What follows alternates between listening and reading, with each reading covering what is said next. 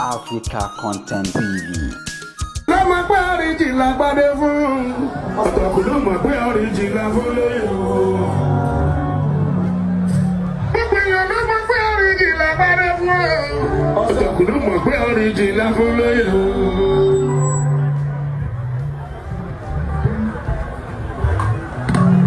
Ọba bí ẹ̀pọ̀ tí àlejò wọn lọ tí ló ń dà fún gbàdúrà sọ pé oríjì.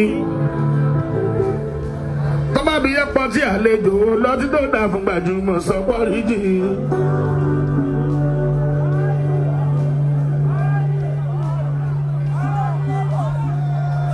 It's a legendary musician that is locally fabulous.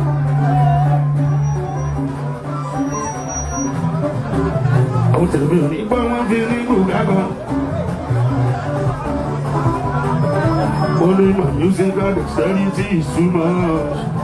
Kéré nínú ayé mo ní sí àgbọ̀. Naturally, I know they copy and paste, copy and paste. Naturally, I know they copy and paste, copy and paste.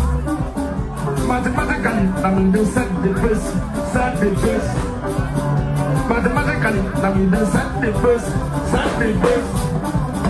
Sympathetically, I mean they win the race, win the race. The bad money is increasing the case. I'm gonna be power by grace.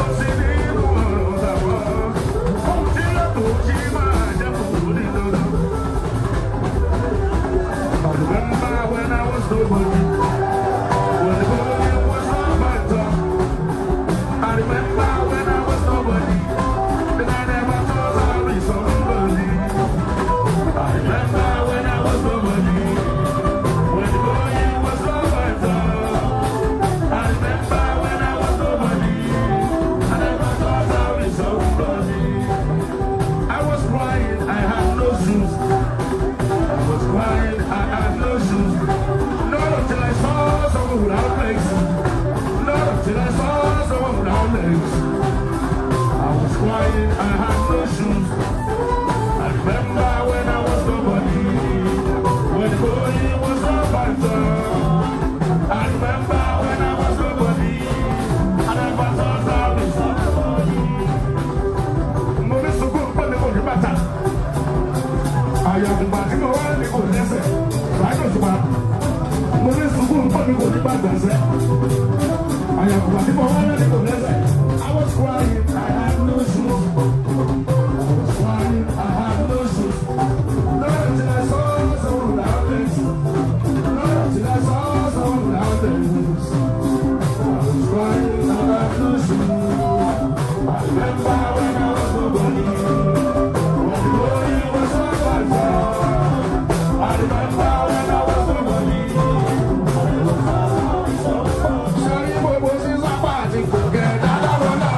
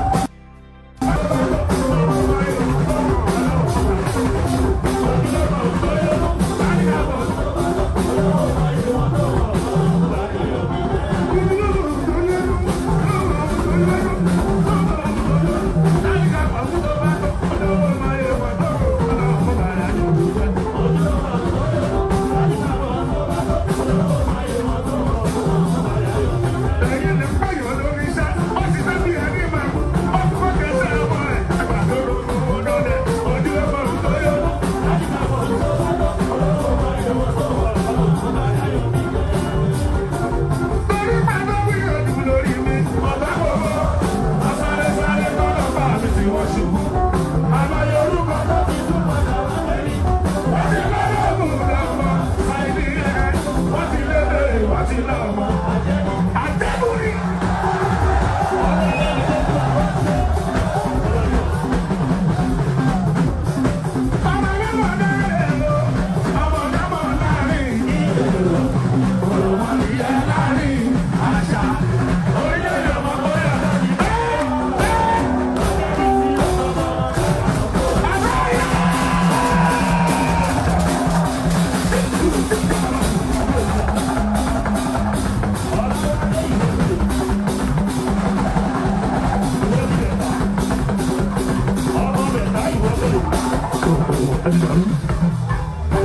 Mo ti ní bẹ̀rẹ̀ dọ́kun ìgbọ́dọ̀.